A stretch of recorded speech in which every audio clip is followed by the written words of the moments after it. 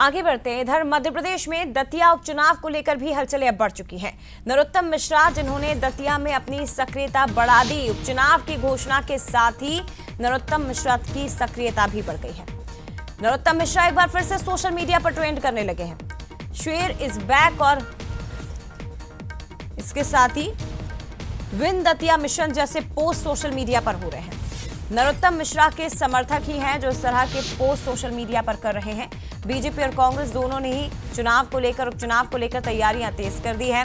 हालांकि ये भी आपको स्पष्ट कर दें कि अभी तक ना तारीखों का ऐलान हुआ है और ना ही उम्मीदवारों का।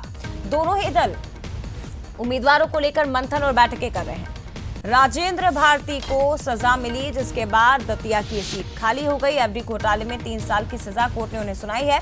हाईकोर्ट में 15 अप्रैल को हालांकि सुनवाई होगी। हाईकोर्ट से सजा पर स्टे की मांग वो कर रहे हैं, लेकिन क्योंकि 3 साल की सजा हुई है इसलिए उपचुनाव होगा। सीट यहां से रिक्त हो गई है। और क्या दतिया से नरोत्तम मिश्रा होंगे, क्योंकि राजेंद्र भारती ने उन्हें ही 2023 में हराया था। सीधे रुक करते हैं। एग्जीक्यूटिव एडिटर मनोज सैनी जी हमारे साथ इस वक्त और ज्यादा जानकारी के लिए जुड़ गए हैं। सर, दतिया का दंगल है, ना तारीखों का ऐलान ना उम्मीदवारों का, लेकिन बताया जा रहा है कि सोशल मीडिया पर एक बार फिर से ट्रेंड करने लगे, छा रहे हैं नरोत्तम मिश्रा। देखिए, डॉक्टर नरोत्तम मिश्रा उस क्षेत्र के एक बड़े नेता रहे, कद्दावर नेता रहे, बल्कि जनता के दिलों पर भी राज करते रहे। लेकिन ये बात अलग है कि चुनाव हुए तो चुनाव में जनता का रुख उनकी तरफ नहीं था और राजेंद्र भारती वहां से चुनाव जीत गए। अब आप देखिए कि वहां का चुनाव रद्द हो गया, चूंकि राजेंद्र भारती को जेल हुई है, सजा हुई है, तो उसके बाद स्वाभाविक रूप से उनकी सक्रियता वहां बढ़ेगी। वैसे तो वो हमेशा ही सक्रिय बने रहे हैं, लगातार जाते रहे, पहुंचते रहे, लोगों से मुलाकात करते रहे।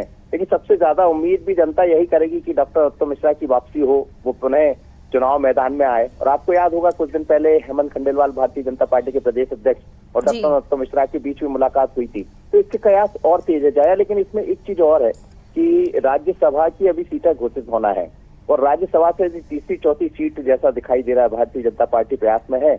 ऐसा होता है तो ये भी खबर है कि क्या नरोत्तम मिश्रा राज्यसभा भी जा सकते हैं। तो अभी थोड़ा सा सस्पेंस जरूर रहेगा, लेकिन उम्मीदें ज्यादा ये इस बात की जा सकती है कि डॉक्टर नरोत्तम मिश्रा ही चुनाव मैदान में होंगे, क्योंकि जीत हार का अंतर भी बहुत ज्यादा पिछली दफा नहीं रहा था और वो क्षेत्र में सक्रिय भी रहे। और अब तो ट्रेंड कर रहे हैं सोशल मीडिया पर, क्योंकि दौर सोशल मीडिया का है। वही नहीं बल्कि रामनिवास रावत और उन दोनों की मुलाकात भी हुई है, उन दोनों की सीटों पर सक्रियता दिखाई दे रही है। तो मुझे लगता है कि कुछ दिन में ये तय हो जाएगा, क्योंकि 15 तारीख को सुनवाई होना है और उसके उपरांत बाकी चीजें स्पष्ट हो जाएगी। वैसे भी बहुत स्पष्ट है, क्योंकि वो चुनाव तो सीट तो खाली हो चुकी है राजेंद्र भारती की, पर फिर भी कोर्ट पर सबकी निगाहें टिकी हुई है। राज्यसभा जाए या दतिया के उपचुनाव में पार्टी उन्हें उतारे, लेकिन फिलहाल तो सोशल मीडिया पर छा रहे हैं पूर्व मंत्री नरोत्तम मिश्रा। फिलहाल बहुत धन्यवाद आपका सर तमाम जानकारी के लिए।